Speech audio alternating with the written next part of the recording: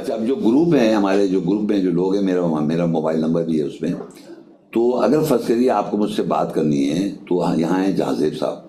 جہانزیب صاحب سے آپ پرائیویٹ میں بات کریں، جو ایڈمنسٹریٹر ہیں گروپ کے. وہ یہ ہے کہ آپ کہیں گے، کیونکہ وہ میرے اپوائنٹمنٹس لیتے رہتے ہیں مختلف لوگوں سے، چاہے وہ واٹس ایپ پہ ہوں، چاہے وہ کال آ جائے، ٹیلی فون کال آ جائے، تو وہ اپوائنٹمنٹ فکس کرتے ہیں. تو وہ اس میں نام چل رہے ہوتے ہیں، آگے پیچھے ہو رہے ہوتے ہیں. تو آپ نے جہانزیب کو کال کرنی ہے، پرائیویٹ میں میسج دینا ہے کہ میں محمد شیخ صاحب سے اس بات پہ بات کرنا چاہتا ہوں. وہ بات جو ہوگی، اب میں نے لیکچر جن پہ نہیں دیا یا قیامت پہ نہیں دیا کہ میں قیامت پہ سوال کرنا چاہتا ہوں. نو، جو میں نے لیکچر دیے ہیں ان میں کوئی کلیریفیکیشن چاہیے، آپ کو کوئی وضاحت چاہیے، تو آپ جہانزیب کو کال پرائیویٹلی بات کریں گے. جہانزیب صاحب سے اپوائنٹمنٹ لیں گے کہ بھائی میں بتائیے، میں اس ٹاپک پہ، اس میں لکھیں گے میسج میں، اس ٹاپک پہ محمد شیخ سے وضاحت چاہتا ہوں.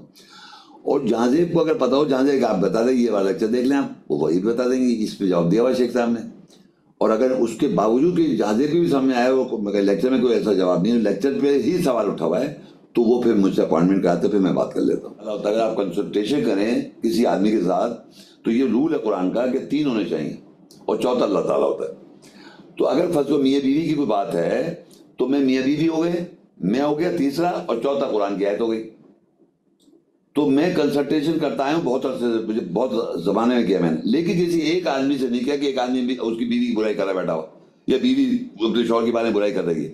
ایسا نہیں کرتا میں، یہ میں نے رول بنایا ہوا ہے. آپ کو پرابلم ہے، میاں بیوی ہیں، تو آپ دونوں مجھ سے بات کریں گے. تیسرا اللہ میں ہوں گا، چوتھا اللہ ہوگا. تو میرے پاس بہت ساروں کے راز اب مر جاؤں گا میں لے کے. تو اسی طرح بہت سارے مجھ سے کمیونیکیشن میں ہیں لیکن آپس میں نہیں ہے.